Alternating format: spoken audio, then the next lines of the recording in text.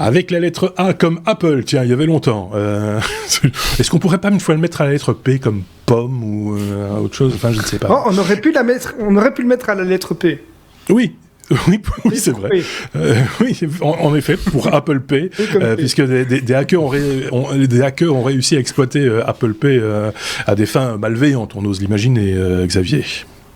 Oui, donc ce sont des chercheurs britanniques qui ont démontré une possibilité de dérober n'importe quel montant d'une carte Visa et depuis un iPhone. Et ça, même si l'appareil est verrouillé. Alors c'est assez impressionnant. C'est à cause d'une faille dans le protocole d'Apple Pay et de l'infrastructure de paiement de Visa. En fait, c'est possible depuis un espace public. Donc si vous êtes dans le métro, dans un train, un resto ou n'importe quoi, donc vous avez votre smartphone qui est verrouillé, il peut pas être éteint, donc il doit être allumé. Mais pour que ça fonctionne, il faut également qu'il y ait que ce soit combiné à une carte Visa et que votre carte Visa soit en mode carte de transport express. Alors c'est un mode qui permet de réaliser des petits paiements sans s'authentifier sur les bornes d'un opérateur de transport en commun. On n'a pas ça en France, en Belgique, mais il y a ça dans des villes comme Londres, Sydney, Singapour, Vancouver, New York. Et la méthode, en fait, c'est simple, c'est assez simple. Ils n'ont pas besoin de beaucoup de matériel. Ils ont besoin d'un émulateur de lecteur de cartes, un smartphone Android. Alors ils sont pas cons, ils veulent pas se faire détrousser eux-mêmes. Ils veulent, avec cet Android, ils veulent émuler une carte de paiement sans contact. Ils ont besoin d'un PC portable pour lancer l'attaque et pour établir la communication entre les deux émulateurs qu'ils ont.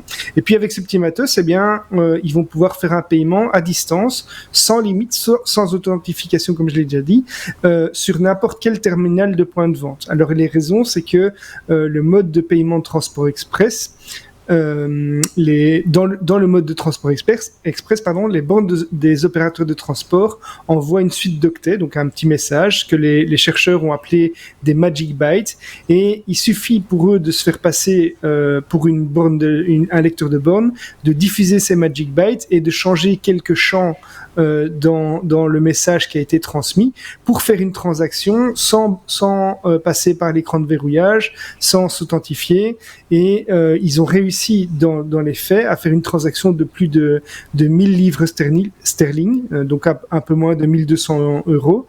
Pour le moment, donc ils ont averti les organismes concernés, mais il n'y a pas de solution pour le moment, et donc les utilisateurs qui ont un iPhone et qui utilisent normalement le mode transport express pour leur carte Visa ont vivement intérêt à désactiver ce mode pour le moment.